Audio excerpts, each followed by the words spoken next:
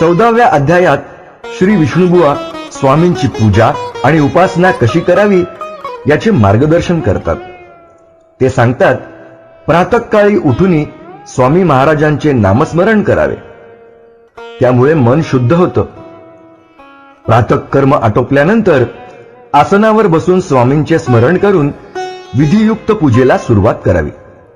मन एकाग्र करून समर्थांच्या पादुकांना शुद्धोदकाने स्नान घालावं. चंदन लेपन करून सुवासिक फुलं अर्पण करावी. स्वामींना धूप दीप नैवेद्य दाखवल्यानंतर हात जोडून उभं राहावं आणि नामस्मरण करावं. प्रार्थना स्तोत्र म्हणावे.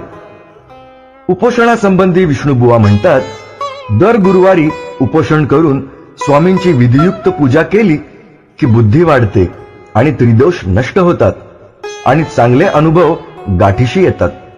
श्री स्वामी समर्थ हा 6 अक्षरी मंत्राच्या जपाने महाराजांची कृपादृष्टी होते. शेवटी विष्णू थोरात अनुभवसिद्ध वक्तव्य करतात. म्हणतात, प्रसंगी मानसपूजा करिता तेही प्रिय होय समर्थ. स्वामी चरित्र वाचिता ऐकता सकल दोष जातील. श्री स्वामी समर्थ.